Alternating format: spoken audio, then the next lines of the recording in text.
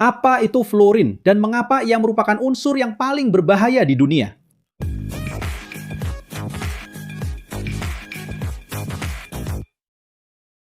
Hai, engenharia detalhada. Pernahkah Anda tertanya-tanya, apakah unsur kimia yang paling berbahaya di dunia?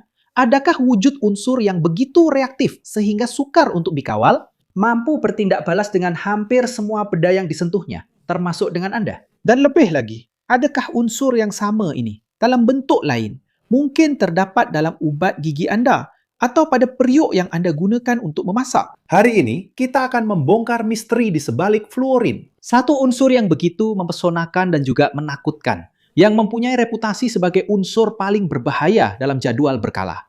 Tetapi, adakah ia benar-benar begitu? Dan jika benar, bagaimana kejuruteraan dapat menjinakkan raksasa ini untuk membawa manfaat yang luar biasa kepada kita? Tetapi sebenarnya, apa itu fluorin? Fluorin ialah unsur kimia yang diwakili oleh simbol F dan mempunyai nombor atom 9. Ia merupakan sebahagian daripada keluarga halogen yang dikenali kerana sangat reaktif dalam bentuk unsur mereka. Maksudnya, apabila ia bersendirian, ia bukan pepejal atau cecair, tetapi merupakan gas. Berwarna kuning kehijauan, pucat, dan mempunyai bau yang menyengat serta merensah. Dan bentuk gas ini ialah F2 untuk memberi gambaran tentang sifatnya. Ia adalah gas yang lebih tumpat daripada udara, dan takat lebur serta takat didihnya sangat rendah, yang bermakna ia kekal dalam bentuk gas walaupun pada suhu yang sangat sejuk. Tetapi apa yang benar-benar menjadikannya begitu istimewa? Atau lebih tepat lagi, begitu reaktif? Kunci untuk memahami kepribadian fluorin terletak pada struktur atomnya, dan lebih khusus lagi pada satu sifat yang dipanggil keelektronegatifan.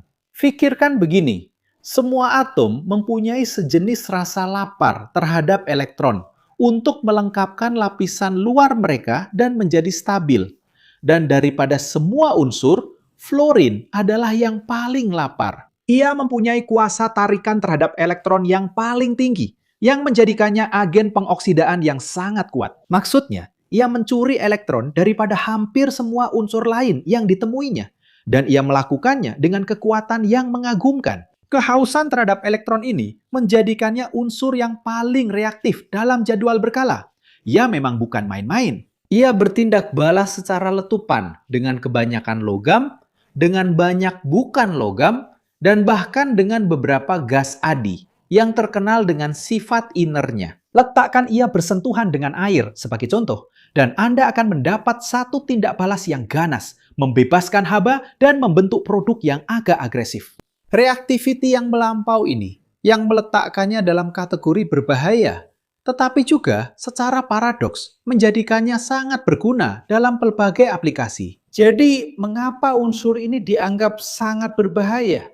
Bahaya fluorin dalam bentuk elementarnya, gas F2, jauh melebihi reaktivitinya. Ia adalah gas yang menghakis dan sangat toksik. Jika disedut, ia menyebabkan kerusakan teruk pada saluran pernafasan, membawa kepada edema paru-paru dan bahkan kematian. Jika terkena kulit, ia menyebabkan luka bakar kimia yang teruk, dan sebatian hasilnya juga boleh menjadi sama merosakkan.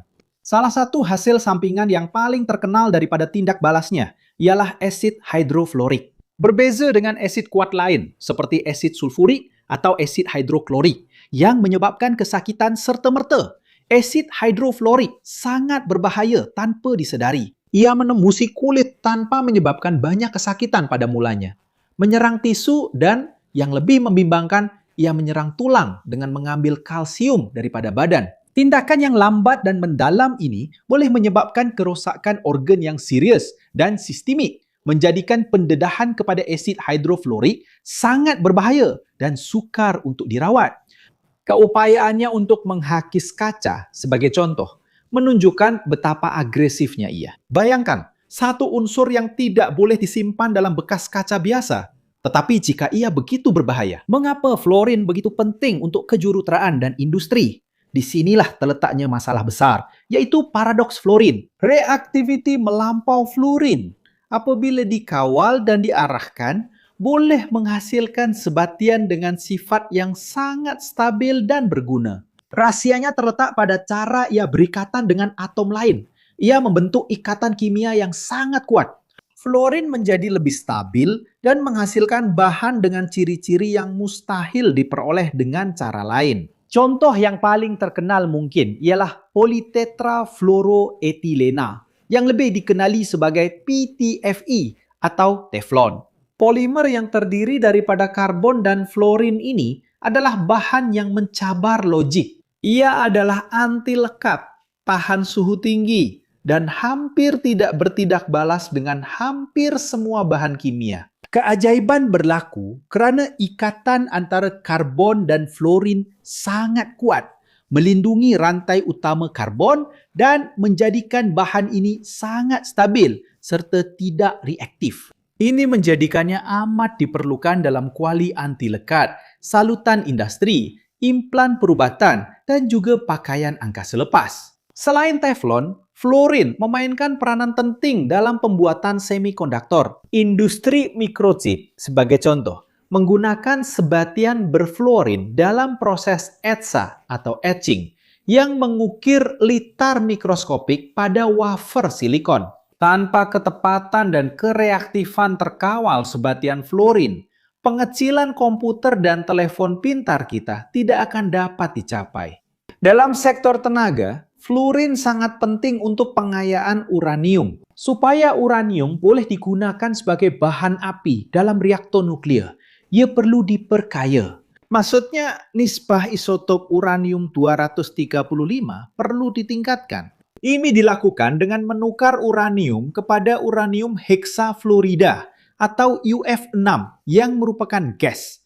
Disebabkan perbezaan jisim antara isotop, UF6 boleh dipisahkan dalam sentrifuge, membolehkan kepekatan uranium-235 ditingkatkan. Jadi, fluorin adalah komponen penting dalam rantaian pengeluaran tenaga. Satu topik yang telah kita bincangkan sebelum ini dalam video lain. Tapi tunggu dulu, adakah fluorin dalam ubat gigi sama dengan fluorin yang kita bincangkan ini?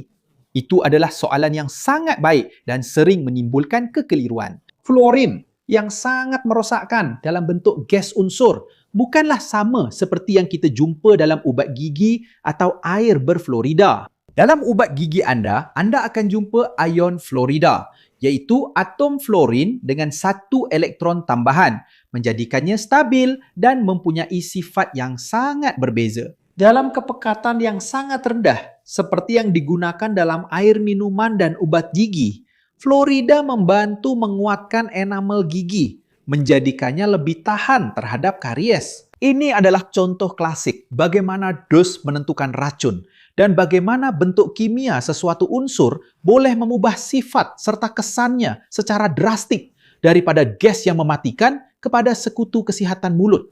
Jadi, fluorin adalah unsur yang paling berbahaya di dunia dalam bentuk asalnya, yaitu gas. Ia sememangnya antara yang paling reaktif dan agresif. Ia menuntut kewaspadaan yang amat tinggi dan perlu dikendalikan di bawah syarat keselamatan yang paling ketat dalam industri. Tetapi reactivity inilah yang, apabila dikawal dengan betul oleh kejuruteraan kimia dan bahan, membolehkan kita mencipta sebatian yang telah merevolusikan pelbagai bidang dari masakan hingga aero angkasa dan yang sangat penting untuk kehidupan moden kita serta teknologi canggih. Jika anda telah menonton sehingga ke sini dan menyukai video ini, jangan lupa untuk melanggan jika belum berbuat demikian. Tekan butang suka dan aktifkan loceng pemberitahuan. Dan jika anda rasa kandungan kami menarik, pertimbangkan untuk menjadi ahli bagi membantu kami terus menghasilkan kandungan di platform ini serta nama anda disebut dalam video-video kami. Dan adakah anda pernah terfikir tentang dualiti sesuatu unsur seperti fluorin? Adakah anda kenal unsur lain yang juga mempunyai dua personaliti ini? Tinggalkan komen di sini kerana saya ingin tahu. Di sebelah sini ada dua pilihan video menarik yang anda perlu tonton untuk meluaskan pengetahuan anda dan meneroka rasa ingin tahu anda. Dan jika anda ingin menyokong kami, tinggalkan tanda suka, langgan saluran ini, aktifkan loceng dan pertimbangkan untuk menjadi ahli saluran. Itu sahaja pencinta kejuruteraan. Salam mesra dan jumpa anda di video seterusnya.